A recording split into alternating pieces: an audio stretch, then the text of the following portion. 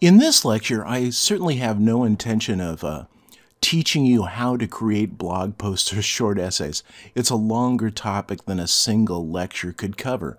But what I do want to point out to you is that we've begun with words and sentences, and then or words and spaces. And then we talked about how they're used to construct sentences, complete sentences. And then we looked at how complete sentences are used to construct paragraphs. Well, what I want to point out is that you can go beyond paragraphs because multiple paragraphs are used to create chapters or sections, or in this case, blog posts and short essays. I used blog posts and short essays because most of the time what you're doing in this case is you're making a statement or you're trying to make an argument and then you're supporting that argument, or you quite often do, especially in essays. So I want to take a look at the next step of using paragraphs to construct longer writing assignments.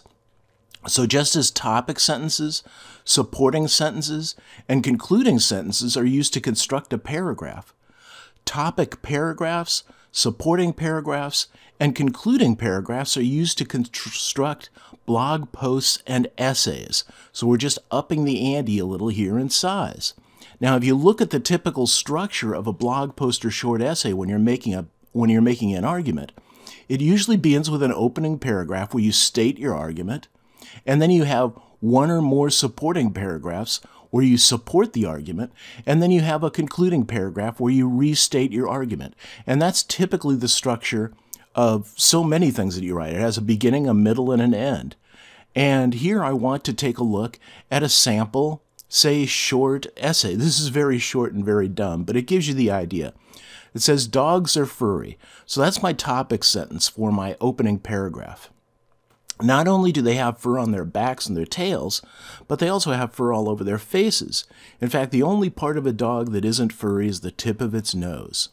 Now, that's my opening paragraph. So I talk about how dogs are furry. Now I have supporting paragraphs.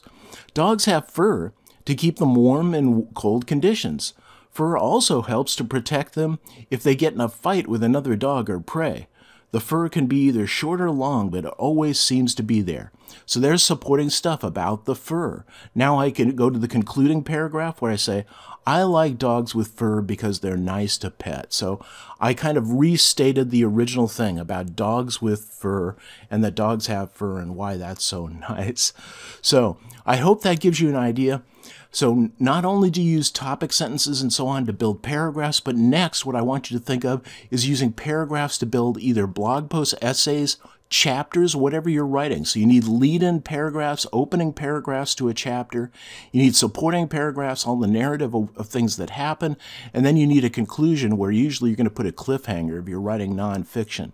So I hope that helps. In the next lecture, we're going to look at the blog posts and short essays writing session where we're actually going to do some writing. I'll see you there.